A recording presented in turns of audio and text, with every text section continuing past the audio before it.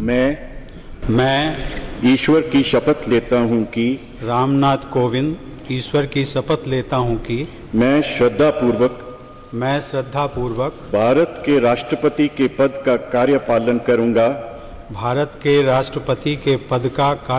करूंगा तथा अपनी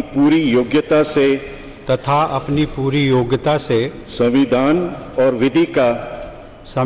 और विधि का परिरक्षण, संरक्षण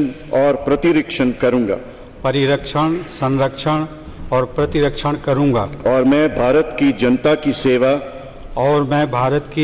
की सेवा और कल्याण में निरत रहूंगा।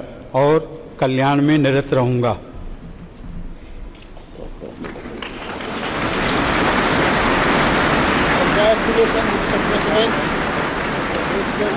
Now I request you to take your seat. You take your seat.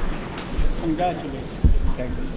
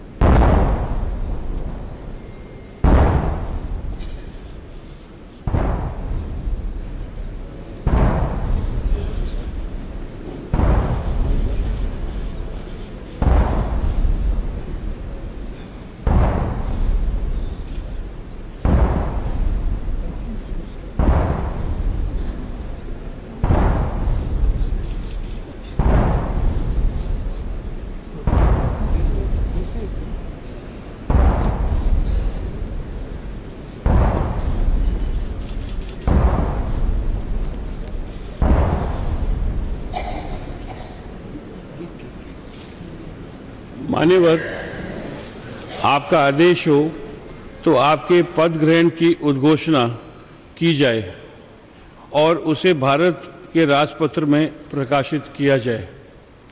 इसकी सूचना प्रमुख सेना केंद्रों तथा विदेश स्थित सभी भारतीय मिशनों, राज्य सरकारों तथा संघ शासित क्षेत्रों के प्रशासकों को भेजी जाए। भारत सरकार के सभी मंत्रालयों और विभागों को भी सूचना तथा आवश्यक आदेश जारी करने हेतु भेजा जाए।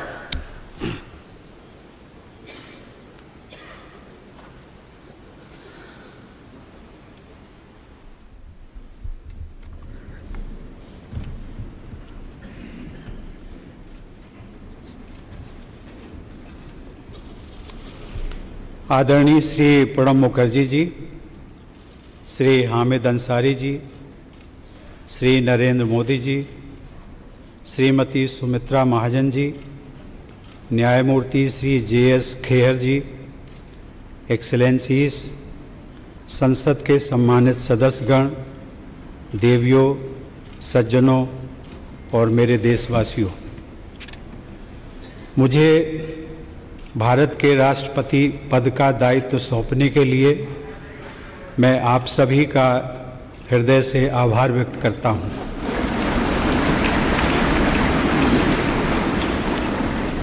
मैं पूरी विनम्रता के साथ इस पद को ग्रहण कर रहा हूं।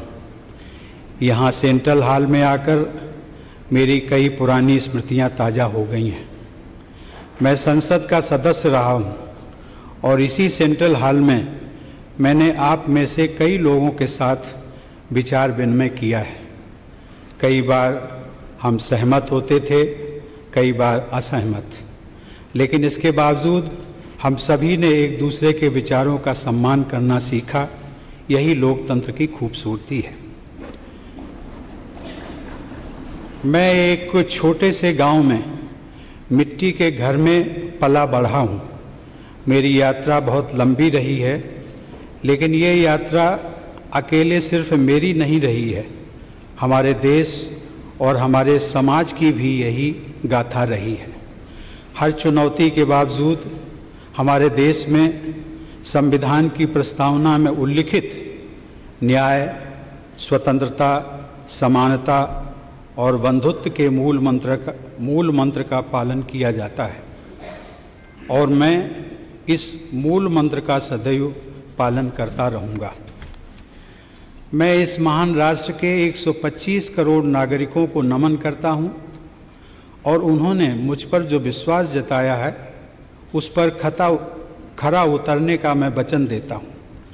मुझे इस बात का पूरा एहसास है कि मैं doctor Rajendra Prasad, doctor Sarvepalli Radhakrishnan, doctor APJ Abdul Kalam और मेरे पूर्ववर्ती श्री प्रणब मुखर्जी, जिन्हें हम स्नेह से प्रणबदा कहते हैं, जैसी विभूतियों के पद चिन्हों पर चलने जा रहा हूँ। साथियों, हमारी स्वतंत्रता महात्मा गांधी के नेतृत्व में हजारों स्वतंत्रता सेनानियों के प्रयासों का परिणाम थी।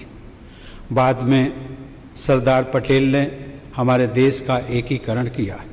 हमारे संविधान के प्रमुख शिल्पी बाबा साहब भीमराव अंबेडकर ने हम सभी में मानवीय गरिमा और गणतांत्रिक मूल्यों का संचार किया। वे इस बात से संतुष्ट नहीं थे कि केवल राजनीतिक स्वतंत्रता ही काफ़ी है। उनके लिए हमारे करोड़ों लोगों की आर्थिक और सामाजिक स्वतंत्रता के लक्ष्य को पाना भी बहुत महत्वपूर्ण था। अब स्वतंत्रता मिले 70 वर्ष पूरे होने जा रहे हैं। हम 21वीं सदी के दूसरे दशक में हैं, वो सदी जिसके बारे में हम सभी को भरोसा है कि ये भारत की सदी होगी। भारत की उपलब्धियां ही इस सदी की दिशा और स्वरूप तय करेंगी।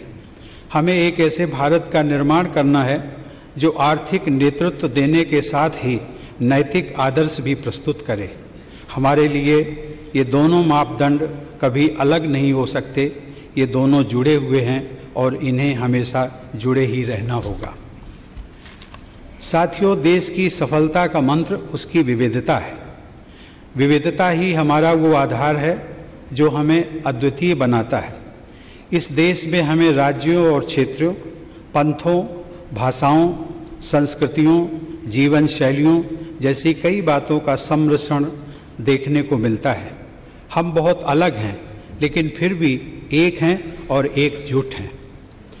21वीं सदी का भारत ऐसा भारत होगा जो हमारे पुरातन मूल्यों के अनुरूप होने के साथ ही साथ चौथी औद्योगिक क्रांति को भी विस्तार देगा। इसमें न कोई विरोधाभास है और न ही किसी तरह के विकल्प का प्रश्न उठता है। हमें अपनी परंपरा और प्रौद्योगिकी, प्राचीन भारत के ज्ञान और समकालीन भारत के विज्ञान को साथ लेकर चलना है। एक तरफ जहां ग्राम पंचायत स्तर पर सामुदायिक भावना से विचार विमर्श करके समस्याओं का निस्तारण होगा, वहीं दूसरी तरफ डिजिटल राष्ट्र हमें विकास की नई ऊंचाइयों पर पहुंचने में सहायता करेगा। ये हमारे राष्ट्रीय प्रयासों के दो महत्वपूर्ण स्तंभ हैं।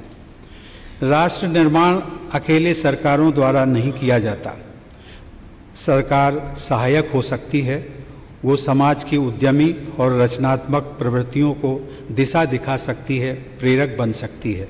राष्ट्र निर्माण का आधार है राष्ट्रीय गौरव। हमें गर्व है भारत की मिट्टी और पानी पर। हमें गर्व है भारत की विविधता, सर्वधर्म समभाव और समावेशी विचारधारा पर। हमें गर्व है भारत की संस्कृति, परंपरा एवं अध्यात्म पर। हमें गर्व है देश के प्रत्येक नागरिक पर। हमें गर्व है अपने कर्तव्यों के निर्वहन पर और हमें गर्व है हर छोटे से छोटे काम पर जो हम प्रतिदिन करते हैं। साथियों, देश का हर नागरिक राष्ट्र निर्माता है। हम में से प्रत्येक व्यक्ति भारतीय परंपराओं और मूल्यों का संरक्षक है और यही विरासत हम आने वाली पीढ़ियों को देकर जाएंगे। देश की सीमाओं की रक्षा करने वाले और हमें सुरक्षित रखने वाले सशस्त्र बल राष्ट्र निर्माता हैं। जो पुलिस और अर्धसैनिक बल आतंकवाद और अपराधों से लड़ रहे हैं वो राष्ट्र निर्माता है। जो किसान तपती धूप में देश के लोगों के लिए अन्न उपजा रहा है वो राष्ट्र निर्माता है। और हमें ये भी नहीं भूलना चाहिए कि खेत में कितनी बड़ी संख्या में महिलाएं भी काम करती हैं। जो वैज्ञानिक 24 घंटे अथक परिश्रम कर रहा है, भारतीय अंतरिक्ष मिशन को मंगल तक ले जा रहा है या किसी वैक्सीन का आविष्कार कर रहा है वो राष्ट्र निर्माता है। जो नर्स या डॉक्टर सुदूर किसी गांव में किसी मरीज की गंभीर बीमारी से लड़ने में उसकी मदद कर रहे हैं वो राष्ट्र निर्माता है। जिस नौजवान ने अपना स्टार्टअप शुरू किया है और अब स्वयं रोजगार दाता बन गया है वो राष्ट्र निर्माता है। ये स्टार्टअप कुछ भी हो सकता है, किसी छोटे से खेत में आम से अचार बनाने का काम हो, कारीगरों के किसी गांव में कारपेट बुनने का काम हो, या फिर कोई लेबोरेटरी जिसे बड़ी स्क्रीनों से रोशन किया गया हो। वो आदिवासी और सामान्य नागरिक जो जलवायु परिवर्तन की चुनौतियों से निपटने में हमारे पर्यावरण, हमारे वनों, हमारे वन्य जीवन की रक्षा कर रहे हैं। और वे लोग जो नवीकरणीय ऊर्जा के महत्व को बढ़ावा दे रहे हैं वे राष्ट्र निर्माता हैं। वो प्रतिबद्ध लोक सेवक जो पूरी निष्ठा के साथ अपना कर्तव्य निभा रहे हैं, कहीं पानी से भरी सड़क पर ट्रैफिक को नियंत्रित कर रहे हैं, कहीं किसी कमरे में बैठकर फाइलों पर काम कर रहे हैं, वे राष्ट्र निर्माता हैं। वे शिक्षक जो निस्वार्थ भाव से युवाओं को दिशा दे रहे हैं, उनका भविष्य तय कर रहे हैं, वो राष्ट्र निर्माता हैं। वे अनगिनत महिलाएं जो घर पर और बाहर तमाम दायित्व निभाने के साथ ही अपने परिवार की देख रेख कर रही हैं, अपने बच्चों को देश का आदर्श नागरिक बना रही हैं, वे राष्ट्र निर्माता हैं। साथियों, देश के नागरिक ग्राम पंचायत से लेकर संसद तक अपने प्रतिनिधि चुनते हैं। उन प्रतिनिधियों में अपनी आस्था और उम्मीद जताते हैं। नागरिकों की उम्मीदों को पूरा करने के लिए यही जनप्रतिनिधि अपना जीवन राष्ट्र की सेवा में लगाते हैं। लेकिन हमारे ये प्रयास सिर्फ हमारे लिए ही नहीं है। सदियों से भारत ने वसुधैव कुटुंबकम यानी पूरा विश्व एक परिवार है के दर्शन पर भरोसा किया है। ये उचित होगा कि अब भगवान बुद्ध की ये धरती शांति की स्थापना और पर्यावरण का संतुलन बनाने में विश्व का नेतृत्व करे। आज पूरे विश्व में भारत के दृष्टिकोण का महत्व है। पूरा विश्व भारतीय संस्कृति और भारतीय परंपराओं की तरफ आकर्षित है। विश्व समुदाय अंतर्राष्ट्रीय समस्याओं के समाधान के लिए हमारी तरफ देख रहा है, चाहे आतंकवाद हो, काले धन का लेन देन हो या फिर जलवायु परिवर्तन।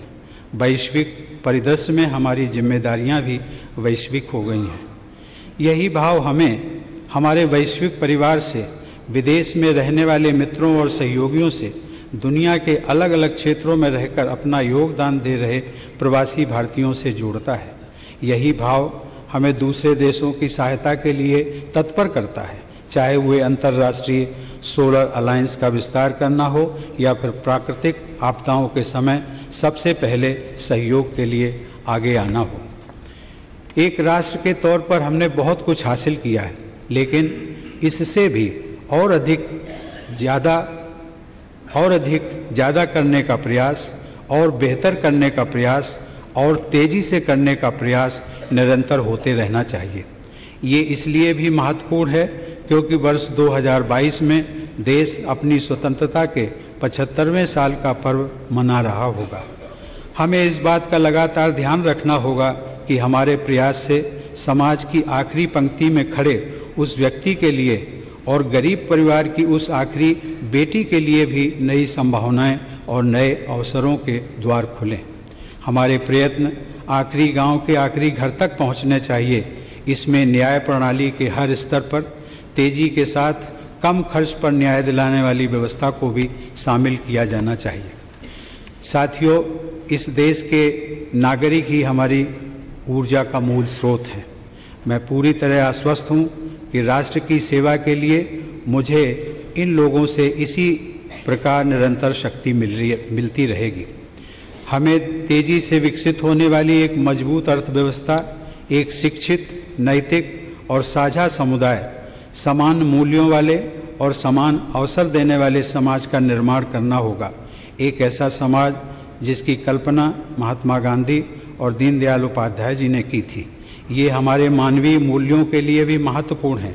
ये हमारे सपनों का भारत होगा, एक ऐसा भारत जो सभी को समान अवसर सुनिश्चित करेगा। ऐसा ही भारत 21वीं सदी का भारत होगा। आप सबको बहुत बहुत धन्यवाद। जय हिंद, वंदे मातरम।